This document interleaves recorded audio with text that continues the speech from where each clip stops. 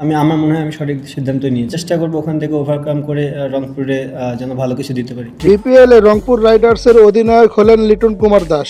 অধিনায়কত্ব পাওয়ার পর লিটন কুমার দাস জানিয়েছেন, আমাদের প্রথম লক্ষ্যই থাকবে সুপার 4 অর্জন করা। অর্থাৎ আগামী 2টা ম্যাচে 2টাতে জেতার চেষ্টা করব, 2টা জিততে নাও পারলে একটা জিতে অন্তত সুপার ওভার কোয়ালিফাই করব আমরা। অধিনায়কত্বের বিষয়ে লিটন কুমার দাস জানিয়েছে, এই সিদ্ধান্তটা আমার জন্য খুব ভালো ছিল।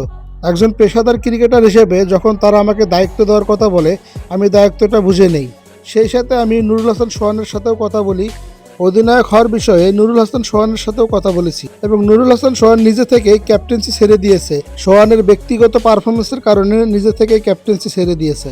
তো লিটন কুমার দাসের আন্ডারে রংপুর রাইডার্স ভালো কিছুই করবে, সেটা রংপুর রাইডার্সের এই নয়া ক্যাপ্টেন লিটন কুমার দাস নিজেই জানিয়েছে। দলটির কোচ মিকি আর্তার জানিয়েছেন, নুরুল হাসান সোহান নিজে থেকেই তার দায়িত্বটা ছেড়ে দিয়েছেন এবং আমাদের হাতে লিটন কুমার দাসের মতো একজন ভালো অপশন ছিল, সেই কারণে আমাদের আর বেশি ভাবা লাগেনি। কারণ এই দলটাকে সামলানোর জন্য লিটন কুমার দাসই যথেষ্ট। কারণ লিটন কুমার দাস ন্যাশনাল টিমের বর্তমানে ক্যাপ্টেন। সেই লিটন কুমার দাস রংপুর রাইডার্সের দায়িত্বটা খুব ভালোভাবে সামলাতে পারবেন। রংপুর রাইডার্সের অধিনায়কত্বে লিটন কুমার দাস কেমন করেন বা তার দল কেমন করেন, এটাই দেখার আশা।